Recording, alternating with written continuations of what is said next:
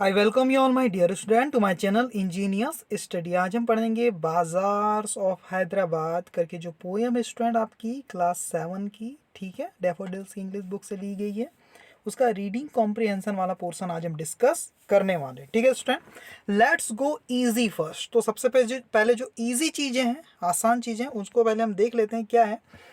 First question, choose the correct option, है ना। पहला क्वेश्चन है the handles of the daggers are made of. Handles मतलब जहां से हम पकड़ते हैं उसकी मुट्ठी, है ना। डैगर्स मतलब छुरा, छुरे को जिस हिस्से को हम पकड़ते हैं ना उसको बोला हैंडल। हैंडल किससे बने हुई है ना। मेड ऑफ किससे बने हुई है। आप जब पोएम को पढ़ेंगे तो आपको पता चलेगा जेड से बने हुए। Z, ZADE। जेड मतलब hard stone of green colour. Green colour का एक हार्ड स्टोन होता है स्टूडेंट, उसको बोलते हैं जेड। इसकी इमेज भी आप देख सकते हैं, है ना, उससे बने हुए। तो option B is the right answer. Okay.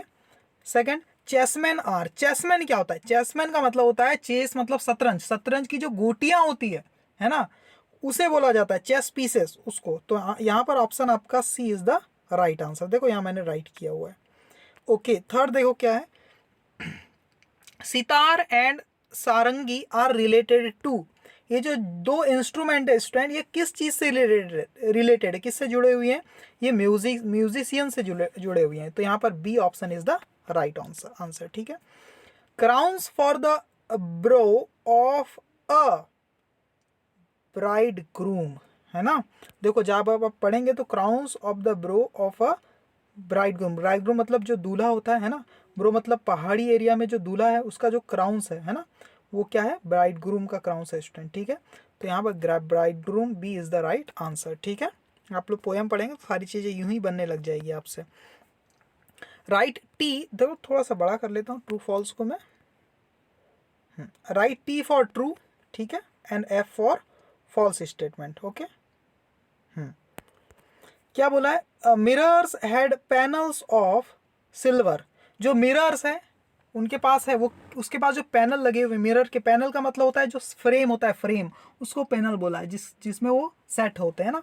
वो सिल्वर के बने हुए बोल रहा है, नहीं वो तो एम्बर के बने हुए स्टूडेंट। किसके, एम्बर के। तो फॉल्स स्टेटमेंट है स्टूडेंट। ये क्या है स्टेटमेंट, फॉल्स। तो एफ आप लिख दीजिए, है ना। एम्बर क्या होता है, ये प्लांट से ही कुछ, प्लांट मटेरियल ही होता है, उसी से बना होता है एम्बर भी, ठीक है। The peddlers were selling chessmen and ivory dice. Ivory dice का मतलब जो आप डो खेलते हैं ना, तो उसमें जो डाइस होते हैं, ठीक है, लूडो खेलते हैं, तो आइवरी डाइस और चेसमैन, है ना। तो पेडलर उसी को बेच रहा था। बात सही है क्या, बिल्कुल सही है। तो ट्रू, इट इज़ बिल्कुल ट्रू है स्टूडेंट ये चीज़, ठीक है। ओके, हाँ ठीक है स्टूडेंट। अब थर्ड देख लेते हैं हम लोग, है ना। क्या बोला है, इसके birds, sorry, scabbards of gold are for king. क्या होता है स्टूडेंट, स्केबर्ड्स मयान, है ना, जिसमें तलवार रखी जाती है ना। Of gold are for king, वो राजा के लिए बनी हुई है। बिल्कुल सही बात है, ट्रू है स्टूडेंट। जब आप चैप्टर को पढ़ेंगे ना तो सारी चीज़ आपको याद आते जाएंगी, ठीक है ना।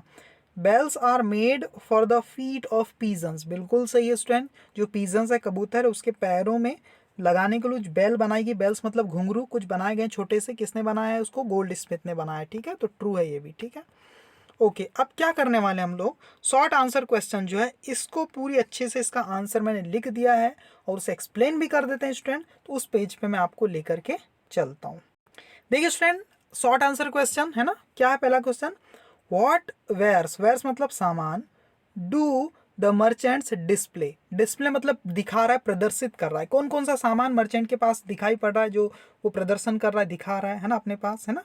तो आंसर इसका देख लेते हैं स्टूडेंट। जो मर्चेंट है उसके पास कौन कौन सा सामान हमें दिखाई दे रहा है, तो ये सारी चीज़ें दिखाई दे रही। क्या क्या, टर्बांस मतलब पगड़ी, of crimson and silver. Crimson मतलब रेड कलर का कोई कपड़ा होता है, सिल्वर कलर का कोई, वो उस कलर की पगड़ियाँ हैं, है ना। ट्यूनिक्स ऑफ पर्पल ब्रोकेट्स, है ना। ये सारी चीज़ें क्या होती है, सारी चीज़ें मैंने आपको एक्सप्लेन कर दी चैप्टर में।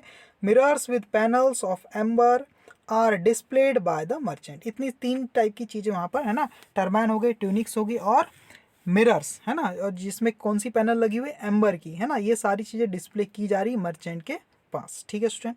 और ये ट्यूनिक क्या होता है, टर्बान क्या होता है ना।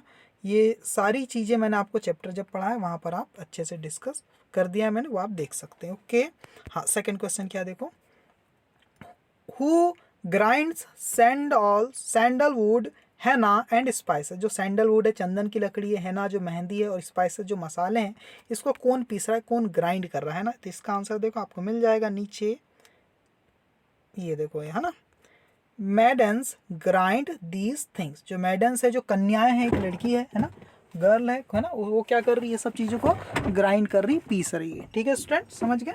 ओके, और देख लेते हैं आगे क्या कुछ दिया हुआ है। हाँ, ये आपका लॉन्ग आंसर क्वेश्चन है स्टूडेंट, ठीक है, दिख पा रहा होगा आपको स्क्रीन पे। ठीक है, क्या है पहला question, what does the poet mean by seeds of white blossoms new gathered to perfume to sleep of the dead. इसका मीनिंग क्या है, तो इसका मीनिंग यहाँ पर आंसर है आपके सामने। It means white blossoms will be useful to spread a wonderful smell around the dead body of the man lying on the death bed. Death bed मतलब होता है मृत्यु सैया, जिसपे वो लेटा हुआ है ना। तो ये जो इसका मतलब है कि जो ब्लॉसम, जो फ्लावर का नाम है ब्लॉसम, वो क्या है, बहुत ज़्यादा यूजफुल होंगे है ना, टू स्प्रेड, फैलाने के लिए, अ वंडरफुल स्मेल, एक अच्छी वंडरफुल स्मेल है ना, अराउंड द डेड बॉडी, किसके आसपास, उस डेड बॉडी के आसपास, ऑफ द मैन, उस इंसान की dead body, lying on the death bed, जो डेथ बेड पर लेटा हुआ है। ठीक है, इसलिए ये यूजफुल होंगे, ये इसका मतलब है। ठीक है, सेकेंड क्वेश्चन क्या, describe the bells made for the feets of pigeons. जो पीजन्स है उसके पैरों के लिए जो बेल बनाई गई, उससे थोड़ा सा डिस्क्राइब करो। तो इसका आंसर देखो, the bells that is made for the feet of blue pigeons are as frail, इतनी नाजुक है वो, as a dragon flies wings, जैसे ड्रैगन के जो उड़ते हुए पंख होते हैं ना, कितने नाजुक से, हल्के से, है ना, वैसी ही है। ठीक है, ऐसा ही कह रहा है, कैसी, वही तो पूछा था। आगे देखो, answer the following questions with reference to context. ठीक है ना, frail as a dragon flies wings, girdles of gold for the dancers, scabbards of gold for the kings। ठीक है स्टूडेंट, है ना, तो यहाँ पर वही पूछा है आपके लिए। ठीक है, व्हाट इज फ्रेल, हाँ ये पहला क्वेश्चन देख लेते हैं, थर्ड का, what is frail as dragons fly wing. कौन सी चीज़ है जो ड्रैगन के जो उड़ते हुए पंखे जैसी फ्रेल है, हल्की है ना, नाजुक है। आंसर देखो फर्स्ट का, bells for the feet of blue pigeons. ठीक है, तो एक काम करो, सबसे पहले तो आप इसका स्क्रीनशॉट ले लीजिए। हाँ, सारे आंसर आपको दिख गए। अब मैं एक्सप्लेन कर रहा हूँ। सेकंड क्वेश्चन क्या देखो, व्हाट पोएटिक डिवाइस, कौन सी पोएटिक डिवाइस क्या है, यूज हुई है, poet used to bring out the comparison, comparison के लिए कौन सी पोएटिक डिवाइस यूज हुई है। तो आंसर इसका simile has been used here. यहाँ पर सिमिली का यूज यहाँ पर किया गया है ना। सिमिली क्या होता है, फिगर ऑफ स्पीच होती है, अनुप्रास अलंकार हिंदी में इसको बोलते हैं हम। ठीक है, उसका यहाँ यूज किया है कंपैरिजन के लिए। सी क्या है, who makes the girdles and scabbards, ये दोनों चीज कौन बना रहा है स्टूडेंट। आंसर देखो, goldsmith makes these things. अब इसका सबका वर्ड्स का मीनिंग आपको जाना है तो चैप्टर एक बार जरूर देखना है आपको, 15 मिनट का है वो। ठीक है, gold Smith makes this things, है ना, मैं गोल्ड स्मिथ मतलब जो सोने का काम करते हैं ना, सुनार जिसको बोलते हैं, वो ये चीज़ों को बना रहा है। ठीक है, आगे क्या बोला है, वॉट इज गर्डल, गर्डल क्या है स्टूडेंट, देखो समझ में आ जाएगा, बता ही देता हूँ मैं आपको। It is a fashionable belt used at waist, जो कमर में एक फैशनेबल बेल्ट बनता है ना, बेल्ट, उसको बोला है गर्डल्स। ठीक है, ओके, जो डांसर लोग पहनते हैं अक्सर, आपने देखा होगा। सेकेंड क्वेश्चन जो थर्ड का है ना, रेफरेंस टू कॉन्टेक्स्ट का, उसमें क्या है, what do you cry o fruit man, citron pomegranate and plum, what do you play o musicians, sitar sarangi and drum, what do you chant o magicians, spells for the aeons to come. हाँ, तो अब यहाँ question पूछा है, पहला question क्या है student, देख लेते हैं।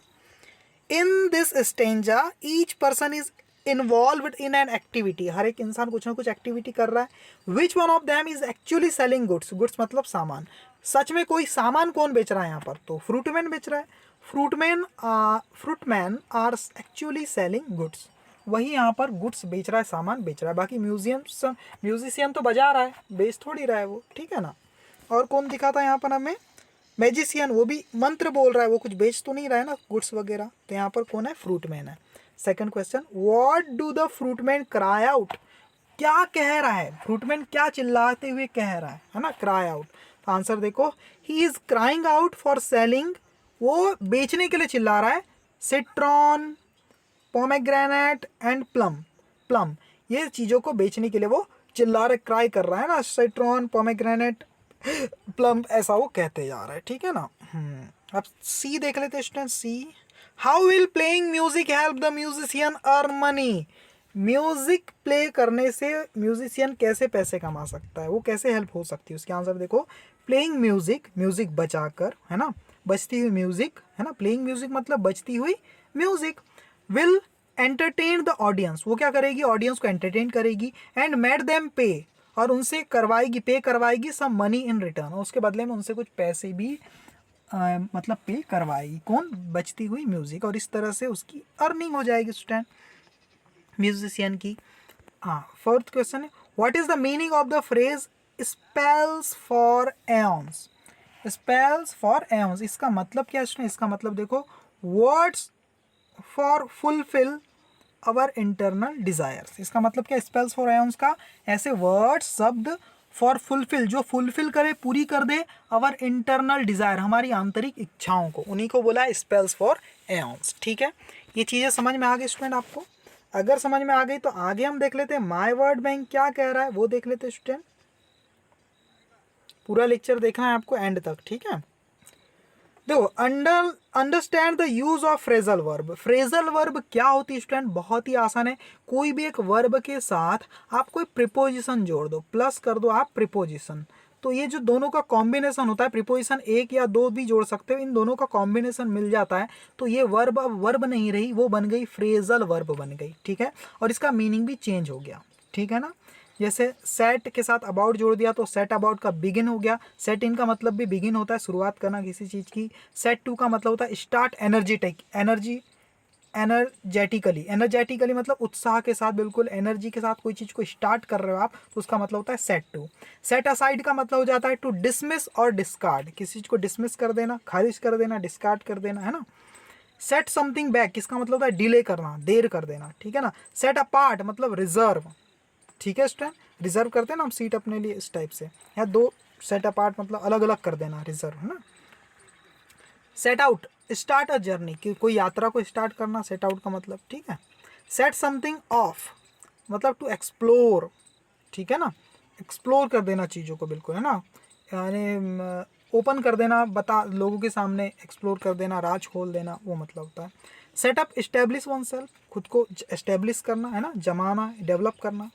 सेट ऑन समथिंग मतलब अटैक करना, ठीक है। सेट अप फॉर प्रिटेंड मतलब एक्टिंग करना, और प्रोफेस टू बी हम कुछ और ही बनने की दिखावा करना, है ना। सेट डाउन का मतलब टू पुट इनटू रिटन और प्रिंटेड फॉर्म, ये सारी चीज़ का मतलब और अच्छे से समझ में आएगा, इसका हमने सेंटेंस में यूज़ भी किया है स्टूडेंट, है ना। देखो यहाँ पर ये जो एग्जाम्पल्स है यहाँ पर मैंने यहीं से लिया है और यूज़ किया सेंटेंसेस को, देखो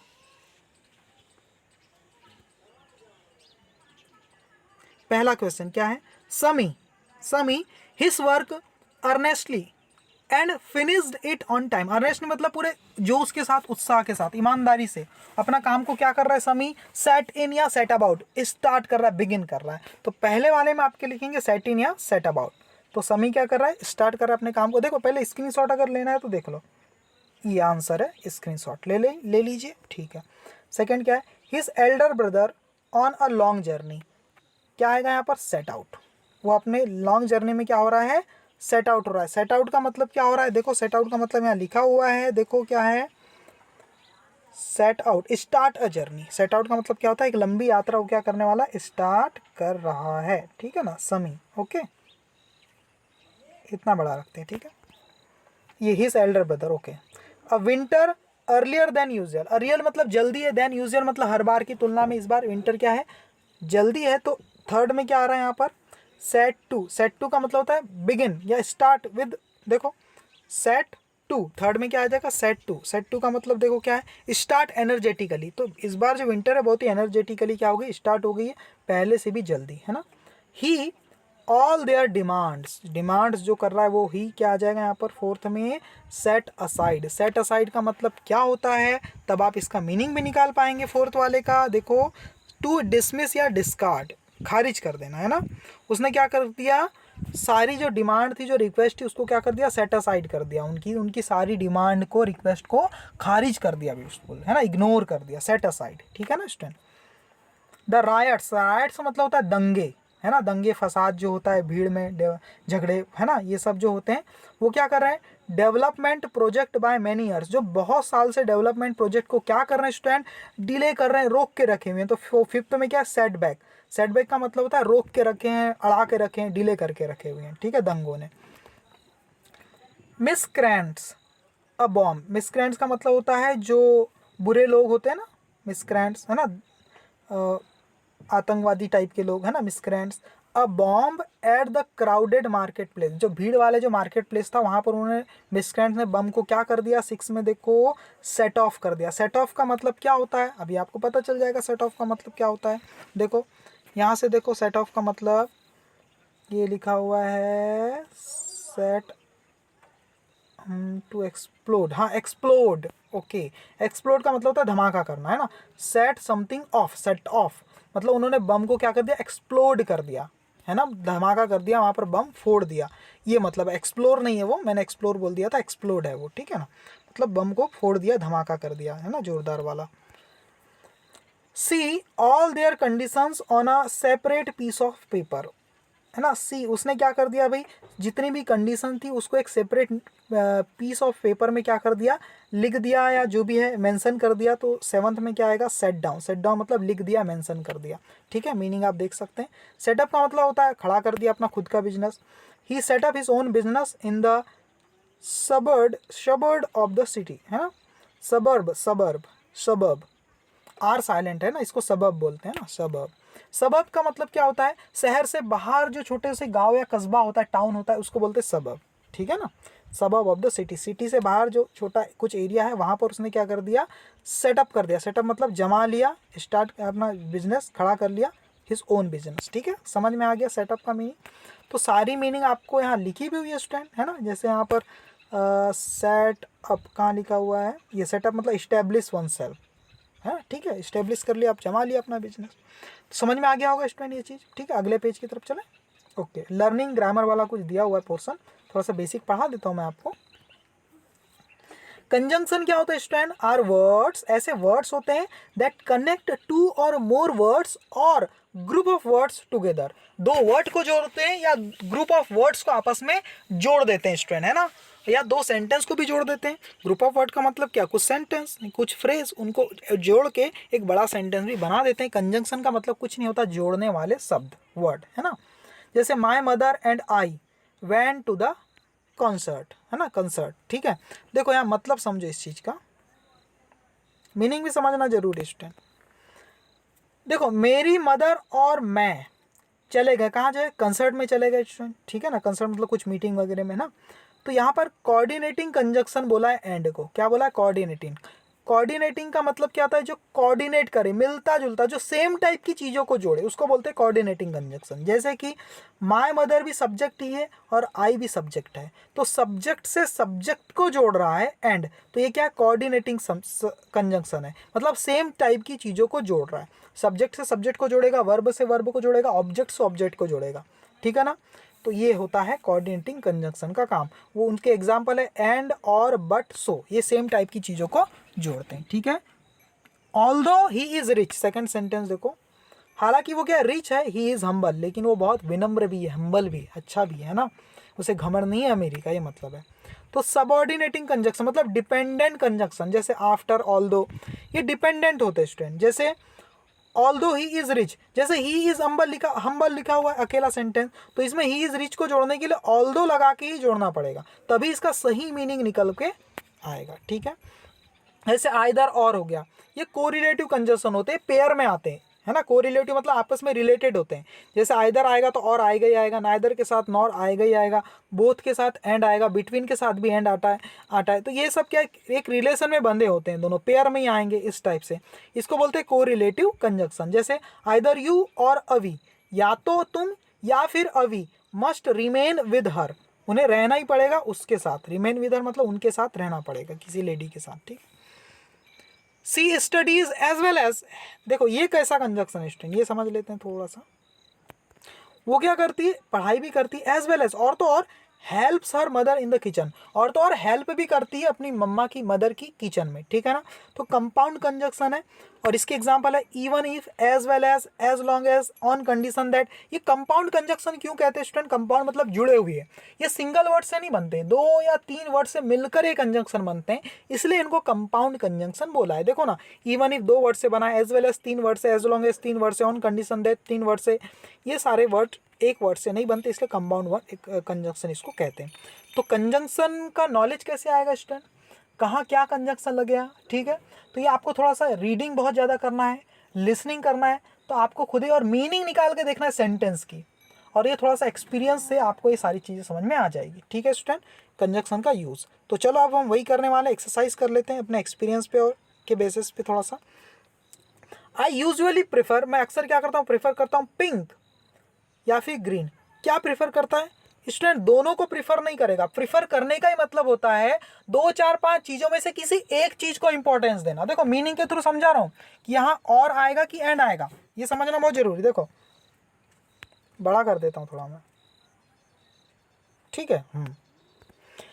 आई यूजुअली प्रीफर का मतलब, ये प्रीफर वर्ड ही अपने आप में ये बोल रहा है कि 2 4 चीज में, 2 3 चीज में किसी एक को ही इंपॉर्टेंस देना है मुझे, दोनों को दे दूंगा तो प्रीफर का मतलब क्या निकलेगा, है ना। तो यहाँ पर वही करना है, पिंक या ग्रीन में से कोई एक चीज को ही प्रीफरेंस देना है, इसलिए यहाँ एंड लगा देंगे तो दोनों हो जाएगा। मैं प्रीफर करता हूँ पिंक और ग्रीन दोनों, नहीं स्टूडेंट, प्रीफर का मतलब ही कोई एक चीज पे को जोर देना, इसलिए यहाँ पर आएगा और, या तो पिंक या फिर ग्रीन में से ही कोई एक को ही प्रेफर करता हूँ जनरली मैं, ये मतलब है। आई लेफ्ट, मैं निकल गया। सी अराइव्ड, स्टूडेंट मैं जब निकल जाऊंगा तब वो कोई आएगी क्या, नहीं स्टूडेंट, उसके आने के बाद मैं निकला ना। I left after she arrived, उसके आने के बाद मैं निकला, ठीक है ना। अब यहां देखो थर्ड वाले में सोनिया क्या बोला है,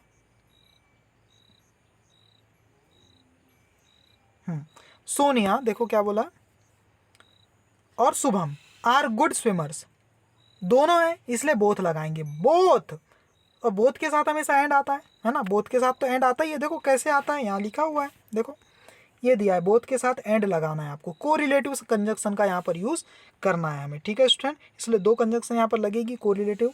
both Sonia and Shubham are good swimmers, दोनों सोनिया और शुभम दोनों ही क्या है, अच्छे स्विमर्स है, इसलिए यहाँ पर बोथ और यहाँ से एंड को आपको चूज करना पड़ेगा, ठीक है ना। ओके, फोर्थ क्या बोल रहा है स्टूडेंट, देखो फोर्थ वाला क्या कह रहा है, Aditi entered the house, Aditi ने हाउस में एंटर किया स्टूडेंट, ठीक है ना, उसने क्या किया, हाउस में एंटर किया। कब किया भाई, बिफोर आई लेफ्ट या आफ्टर आई लेफ्ट, क्या लगाओ, कॉमन सेंस लगाना है, मीनिंग निकालना है। अगर मैं यहाँ पर आफ्टर लिख देता हूँ तो अदिति ने एंटर किया रूम में आफ्टर आई लेफ्ट, मेरे जाने के बाद, अरे जब मैं चले गया तो वो एंटर किया या नहीं किया मुझे क्या पता चला, है ना, इसलिए यहाँ पर आएगा बिफोर, मेरे निकलने से पहले उसने क्या कर लिया, रूम में एंटर कर लिया, तो यहाँ पर क्या बिफोर ज़्यादा सही फिट हो रहा है, ठीक है। फिफ्थ में देख लेते हैं स्टूडेंट क्या है, क्या बोल रहा है, हाँ, there are mountains you also find valleys, यहाँ पर आएगा वेयर, क्या आएगा, वेयर मतलब जहाँ देर आर माउंटेन, जहाँ माउंटेन होते हैं, वेयर देर आर माउंटेन्स, जब भी देयर आता है तो उसकी शुरुआत वेयर से करते हैं स्टूडेंट, ये याद रखना है। वे आपने ये पढ़ा होगा, where there is a will there is a way, ऐसा ही पढ़ा होगा ना, वैसे ही यहाँ पर है, देयर आगे इसका मतलब वेयर से स्टार्ट करना है, वेयर एवर से नहीं, तो वेयर एवर नहीं आएगा, वेयर आएगा, है ना। Where there are mountains you also find valleys, वहाँ पर आपको वैलीज भी मिल जाएगी, घाटियाँ भी मिल जाएगी। 6 देखो क्या बोल रहा है, you have finished your work you can watch TV, अगर आपने अपना काम खत्म कर लिया होगा तो आप टीवी देख सकते हो, तो यहाँ इफ आना चाहिए, लेकिन आप बोलोगे सर ऑप्शन में इफ नहीं है, तो सिंस का भी सेंस इफ के जैसा ही होता है, सेंटेंस के शुरुआत में अगर सिंस का यूज हो रहा है तो इफ के जैसा ही मीनिंग कन्वे करता है, इसलिए यहाँ पर हम सिंस का यूज कर लेंगे। ओके स्टूडेंट, तो यहाँ सिंस का यूज करेंगे, since you have finished your work, अगर आपने अपना काम फिनिश कर लिया है, यू कैन वॉच टीवी, तो आप टीवी देख सकते हैं, ठीक है भाई स्टूडेंट, ये समझ में आ गया आपको। ओके, 7th देख लेते हैं स्टूडेंट क्या है, ही केम टू स्कूल, वो स्कूल आई, ही वॉज इल, है ना, देखो स्कूल आई और बीमार भी थी, इसका मतलब इसके बावजूद भी, है ना, ही केम टू स्कूल, हालांकि ही वॉज इल, हालांकि वो क्या थी, बीमार थी तब भी वो स्कूल आई, तो यहाँ पर आएगा इवन दो, इसके बावजूद भी, है ना। He came to school even though he was इल, हालांकि वो बीमार थी। ठीक है स्टूडेंट, तो यहाँ इवन दो का मतलब ही होता है हालांकि, तो ये आपको पता होगा तब आप लिख पाएंगे। तो यहाँ पर आएगा इवन दो, हालांकि वो क्या थी, बीमार थी, उसके बावजूद भी वो आई। ठीक है ना, okay. You can go, you wish, तुम जा सकते हो कहीं भी। देखो यू विश, विश शब्द का ही मतलब है कि वो कोई बाउंड्री नहीं रख रहा है ना।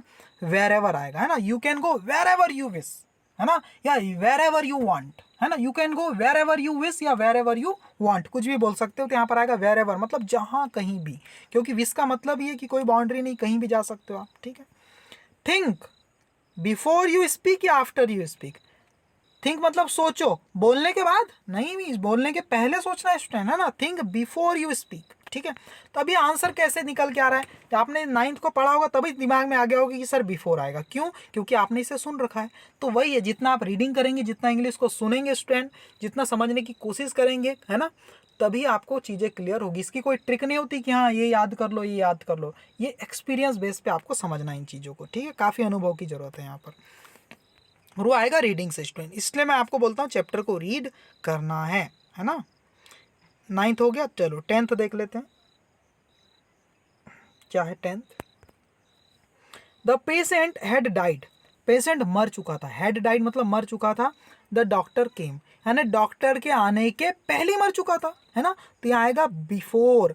वैन का मतलब है कि मर गया था तभी, डॉक्टर के आने के तुरंत उसी टाइम मरा। लेकिन यहाँ हेड राइट का मतलब होता है कि पहले मर चुका था, है ना।